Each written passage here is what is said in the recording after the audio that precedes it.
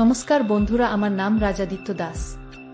বয়স ২৬ বছর, উচ্চতা ৫ ফুট ৬ ইঞ্চি, রেগুলার এক্সারসাইজ করা, পেটানো চেহারা। আজ আমি আমার জীবনের কাহিনী অনেক সাহস নিয়ে আপনাদের সাথে শেয়ার করছি।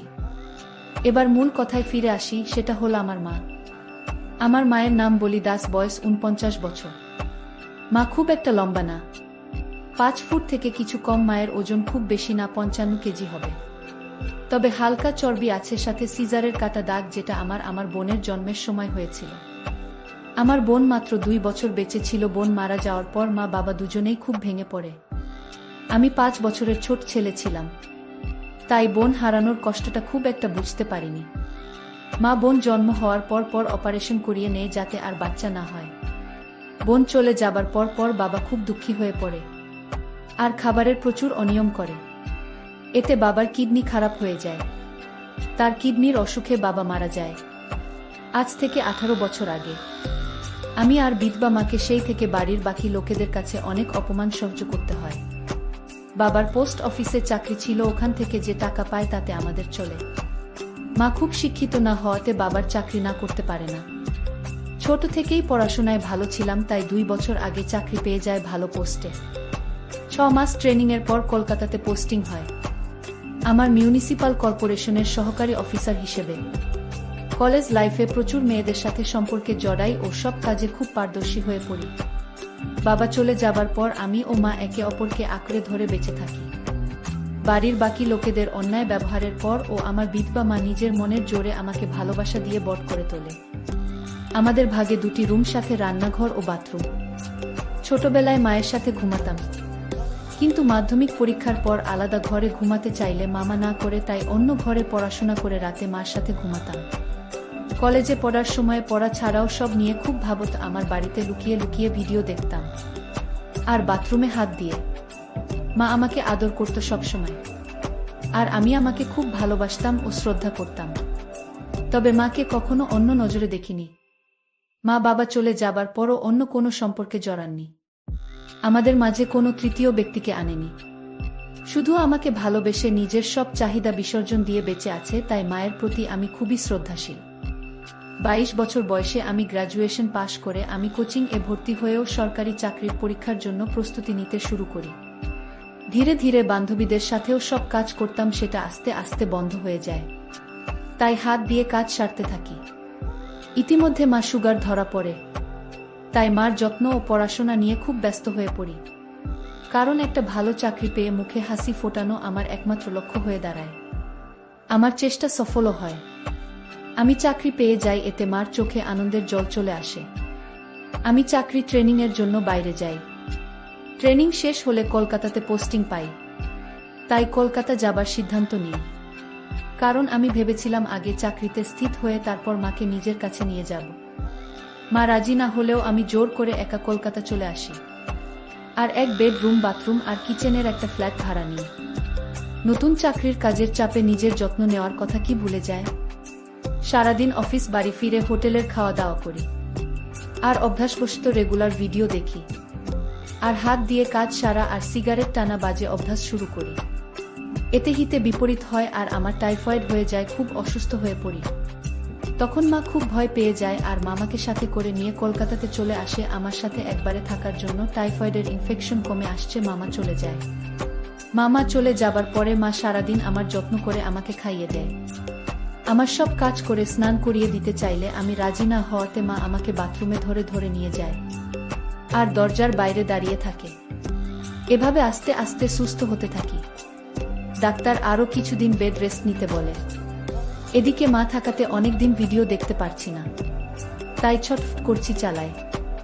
এভাবে হঠাৎ করে একদিন ফোনে নেট ঘাঁটতে ঘাঁটতে একটা গল্পের সাইট খুলি। গল্পের মেয়েটির জায়গায় ক্যাটরিনা কাইফকে মনে করি আর ছেলেটির জায়গায় নিজেকে। এভাবে নিজেকে শান্ত করি। এভাবে আর ২ মাস কেটে যায়। এরপর একদিন রাতে মা খুব চাপের ছিল, তো মা দূরে বাথরুমের ভিতরে ঢুকে লাইট জ্বালিয়ে কোনোমতে পেচ্ছাপ করতে বসে। মা হয়তো ভেবেছিলে আমি ঘুমোচ্ছি, তাই দরজা বন্ধ করে, কিন্তু আমি গল্প করছিলাম। তাই মাকে দেখে ফোন নামিয়ে পাশে রেখে দিও। ঘুমানোর অভিনয় করি। হঠাৎ মাকে এভাবে দাঁড়াতে দেখে দরজার দিকে তাকায় আর আমার মাথা নষ্ট হওয়ার জোগাড়। কোনোদিনও মাকে এভাবে দেখিনি। পরক্ষণেই নিজেকে সংযত করি ও ভৎসনা করি। মাকে আমি কিছু বুঝতে দিই না। কিন্তু রাতে মা যখন আমাকে ধরে ঘুমায় তখন কেন জানি না আমার কেমন জানি হয়। নিজের মধ্যে এই পরিবর্তন আমাকে অবাক করে দেয়। এর মধ্যে একদিন রাতে গল্প খাচ্ছিলাম, হঠাৎ একটা মা ছেলের গল্প পাই। তারপরে মাথা আমার কাজ করা বন্ধ করে দেয়। একটু আলাদা রকম ফিলিং হয়, নিজের ওপর রাগ হয়, কিন্তু আলাদা রকম উত্তেজনা হয়। একটার পর আরেকটা গল্প করতে শুরু করি, ধীরে ধীরে আসক্ত হয়ে পড়ি। এমন পাগল হয়ে যায় যে গল্পের মায়ের জায়গায় আমার বিধবা মা ও নিজেকে কল্পনা করি। বাবু তুই এখন ঘুম আসেনি, কত রাত হলো বলতো, এমন করলে তো আবার শরীর খারাপ করবে, তাড়াতাড়ি ঘুম আর ফোন ঘাটা বন্ধ কর। আমি একটু ঘাবড়ে যাই। মা আমার বুকে হাত রেখেছিলি, ভাগ্য ভালো একটু নিচে রাখেনি, তাহলে খুব বাজে ঘটনা ঘটে যেত। বাবা মারা গেছে প্রায় 18 বছর, মারও জানা আছে নিশ্চয়ই বাড়িতে আমার বিদ্যা অভুক্ত না থাকে। বাইরে কেন যাব, আমাদের মধ্যেও কিছু হলে সেটা একেবারে সুরক্ষিত হবে, কেউ জানবে না, বাচ্চা হওয়ারও ভয় নেই। কিন্তু বড় প্রশ্ন হলো আমি মাকে রাজি কি করে করব। ট্যাবলেট বা ঘুমের বড়ি দিয়ে কাজ করা আমার পছন্দ না, যা হবে অর্গানিকভাবে মায়ের ইচ্ছাতেই। কিন্তু সেটা কিভাবে হবে বুঝে পাই না। প্রচুর রিসার্চ করি কিন্তু কোনো লাভ হয় না। আমি বিপাকে পড়ে যাই, কিভাবে কি করব, চোখের নিচে কালো দাগ পড়ে যায় না।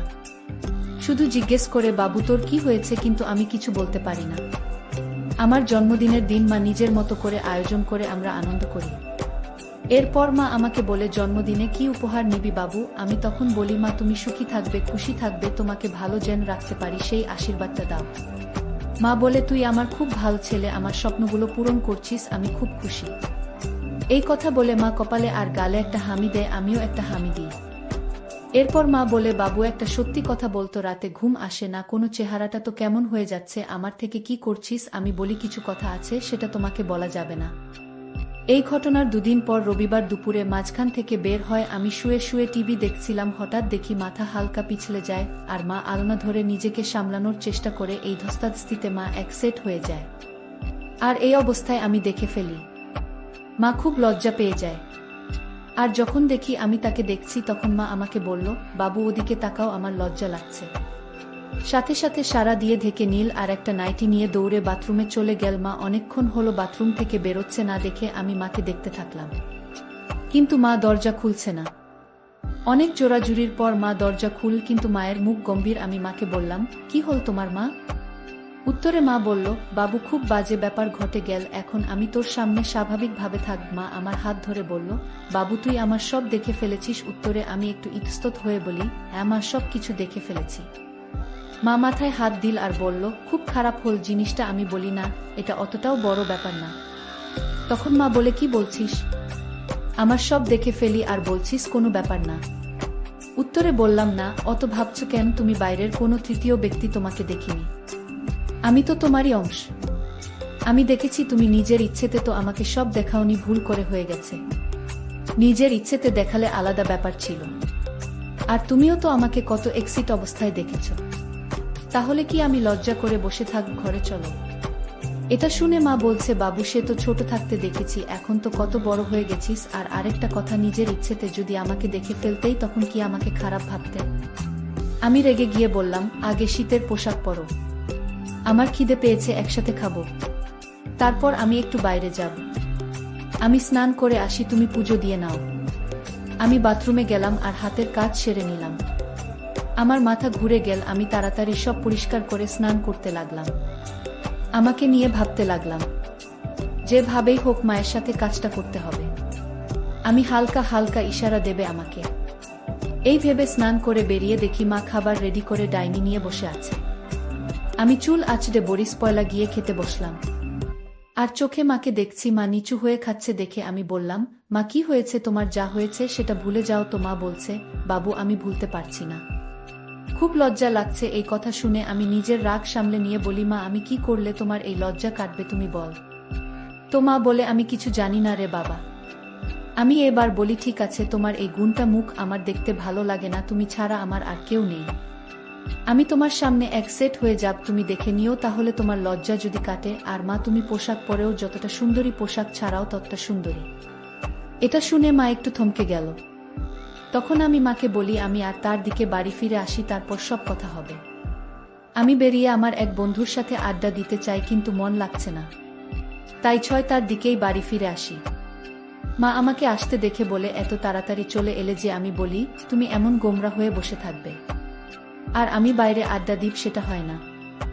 আর আকাশটাও খারাপ করেছে, ঠান্ডাও লাগছে ভালোই, তাই চলে এলাম। আমরা একসাথে চা খাই।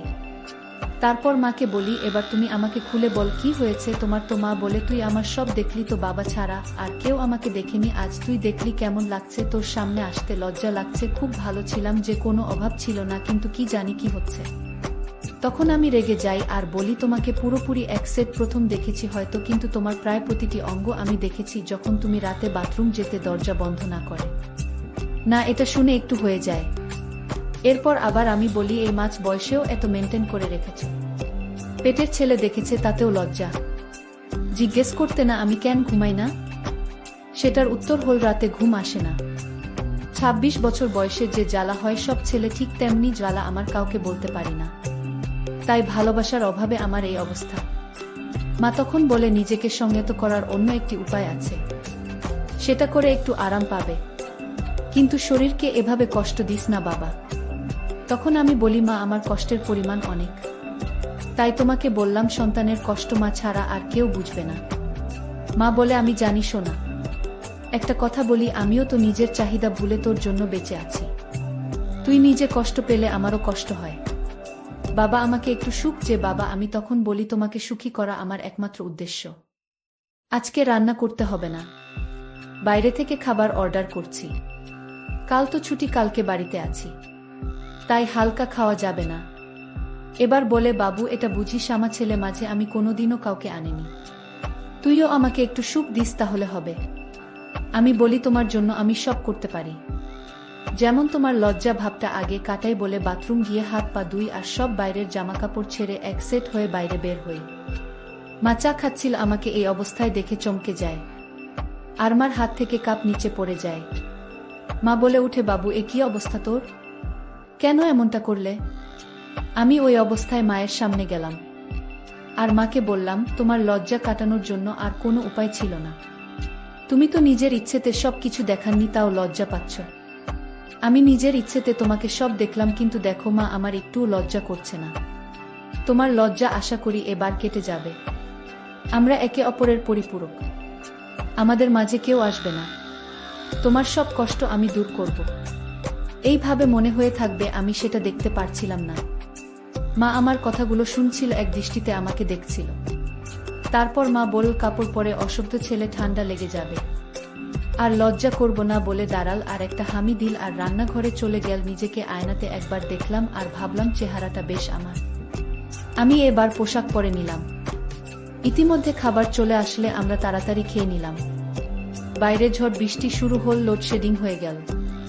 আমরা সব ঠিকঠাক বন্ধ করে ইনভার্টার দিয়ে ছোট বাল্ব জ্বালিয়ে সবার জন্য রেডি হলাম। আমাদের ফ্ল্যাটটা 3rd ফ্লোরে। ফ্লোরার একটি ফ্ল্যাট কি আছে, কিন্তু ওনার বাইরে থাকে। আমাদের উপরে টেরাস গার্ডেন বা শুয়ে পড়ল। আমি বাথরুমে গিয়ে মা কথা ভেবে কাজ করতে লাগলাম, কিন্তু মা ডাকাডাকি করাতে ঘরে চলে আসলাম। না, ঘরে আসতেই জিজ্ঞেস করলো, এতক্ষণ কি করছিলে? আমি বললাম, প্রতি করছিলাম। তো মা হঠাৎ বলে উঠল, প্রতি করছি না, অন্য কিছু করছি, কে জানে। আমি কিছু বললাম না। জল খেয়ে সোজা বিছানায় উঠলাম ও কম্বল গায়ে দিয়ে মাকে বললাম, না আরো গল্প করি। নিজেদের সুবিধা অসুবিধা সব বুঝি, কেবল 10টা বাজে, কাল ছুটি, দেরি করে উঠব। মা বলল, ঠিক আছে, আজ থেকে আমি তোকে ঘুম পাড়িয়ে দেব। আমি বলি, মা একটা কথা জিজ্ঞেস করব, লজ্জা পাবেন না বা রাগ করবেন না? তো মা বলল, আমার লজ্জা তুই কাটিয়ে দিয়েছিস না, স্কাই ওয়ে পড়তে আমার সামনে লাস্ট এক্সিট হয়েছিস। আজ আবার হোলি, আর তুই যদি নিজে মনের সব কথা আমাকে না বলিস, তাহলে আমি রেগে যাব, আর তার থেকেও বেশি কষ্ট পাব। আর ভাবব, আমার ভালোবাসাতে কি কমতি থেকে গেল যে তোর আমি প্রিয় বন্ধু হতে পারলাম না। আমি একটা শুনে বলি, তোমাকে কোনো কষ্ট আর পেতে হবে না। তোমার সব চাহিদা আমি পূরণ করব। তুমি চাইলে আমাকে স্নানও করিয়ে দিতে পারো। তোমার যেভাবে খুশি, আমি মানা করব না। এবার বলো তো মা, নিজেকে কি করে তুমি সম্মত রাখতে, আর কি করতে যেটা আমি করতে পারছি না, প্লিজ বলো। এই কথা শুনে মা বলছে, বাবু আমি খুব খুশি হলাম যে তুই নিজের মনের কথাগুলো খুলে বলছিস। তখন আমি বললাম, না, আমি সবসময় তোমাকে সব বলতে চাই, তবে তুমি যদি অস্বস্তি বোধ করে তাই বলতাম না। আর তুমি যা লজ্জা পাও তাই বলতাম না, তুমি ফ্রি হয়েছ তো আমি আমার সব তোমাকে উজাড় করে দেব, যেমনটা তুমি চাও। আমার বিধবা মা, আমার প্রিয় বন্ধু আছে, আর কাউকে লাগবে না। তারপর বলতে শুরু করল, বাবু তুই এটা ভাবিস না, আমাকে শারীরিক কষ্ট পেতে হয়নি। উত্তর কষ্টের পরিমাণটা হয়তো অনেক, কিন্তু আমার কষ্ট কিছু কম ছিল না। অন্য কারো সাথে সম্পর্কে আমি জড়াইনি। তোর মুখ দেখে নিজেকে সংযত রেখেছি, কখনো কখনো নিজেকে নিজেই ঠান্ডা করতাম।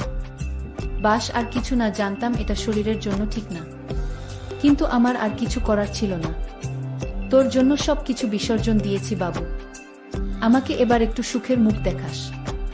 আমার একটু খারাপ লাগল, আমি বললাম, সোমা আগে যা হয়েছে ভুলে যাও, আমি তোমাকে এখন থেকে এতটা ভালোবাসব, আদর যত্ন করব, তুমি সব কষ্ট ভুলে যাবে। মা তখন বলল, বাবু তোর তো উপায় আছে নিজের চাহিদা মেটানোর, তাহলে নিজেকে নিজে ঠান্ডা করার চেষ্টা করিস না। খুব খারাপ। আমি বলি, মা ডাক্তার ও আমাকে মানা করেছে, কিন্তু মা আমার কোনো বান্ধবী নেই, আমি এখন কোনো সম্পর্কে জড়াবো না, আগে তোমাকে পৃথিবীর সুখ দিই, তারপর দেখা যাবে। তখন মা বলেন, আমার ছেলে বড় হয়ে গেছে, কিন্তু সব সুখ কি আর পারবে, সব সুখ সবার কপালে থাকে না। তখন আমি বলি, কি এমন সুখ যেটা তোমার ছেলে তোমাকে দিতে পারবে না? তখন মা আমার গালে হাত দিয়ে আমাকে বলে, পারবি না রে বাবু, পারবি না, আমাকে ওষুধ দিতে পারবি না। আমি বলি, কোনো মা, আমি কেন পারবো না, নিজেকেও তোমাকে সব সুখ দেব, তোমার সব চাহিদা পূরণ করব, এই প্রমিস করেছি, শুধু তোমাকে মুখ ফুটে বলতে হবে না। তখন বলে, ছেলেকে কি এটা বলা যায় বাবু? পৃথিবীর সবচেয়ে নিষিদ্ধ জিনিস লোকে জানলে তথ্য করবে। আমি মার হাত ধরে বলি, মা একটা কথা আমার মাথার দিব্যি দিয়ে বলতো, তুমি কি সত্যি চাও না আমাকে উপযুক্ত মনে করো না?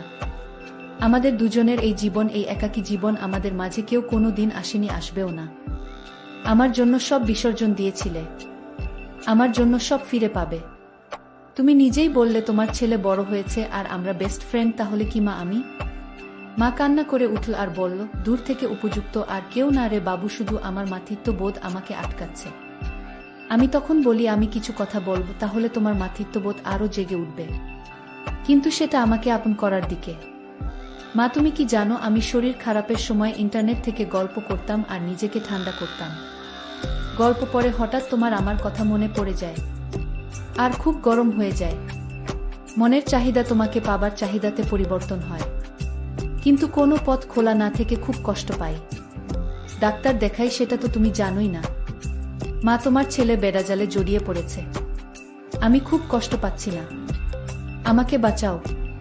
তোমাকে লুকিয়ে লুকিয়ে দেখি, তাই সেদিন তুমি খুব লজ্জা পাচ্ছ দেখে আমি নিজেই অ্যাকসেপ্ট হয়ে সব দেখানোর জন্য। আমি তোমাকে সুখ দিতে চাই, তোমাকে সুখী করতে চাই, ছেলের কর্তব্য পালন করতে চাই। তুমিও আমার কষ্ট দূর করে মায়ের দায়িত্ব পূরণ করো, আমাকে নাও মা। মা তখন বলে, তোর মনে এত কিছু ছিল বাবু, তোকে আমি নিরাশ করব না বাবু, আমাকে সুখ দে, তবে বন্ধুর মতো না, যা হবে মা। ছেলে হয়ে আমি মা হয়ে তোর কাছে সব চাই, তাই বাবু কাছে আরো। আমি মাকে আই লাভ ইউ বলে নিয়ে মাকে উঠে বসতে বলি আর লাইট জ্বালিয়ে দিই। মা কিছু বলার আগে মাকে পা ছুঁয়ে প্রণাম করি আর বলি, এটা আমাকে ছোট থেকে আগলে রাখার জন্য, এরপর যা হবে সব নতুন, সব আলোতে হবে। আর যদি কোনো ভুল ত্রুটি করিও ক্ষমা করে দিও বলে কাজ শুরু করে দিই।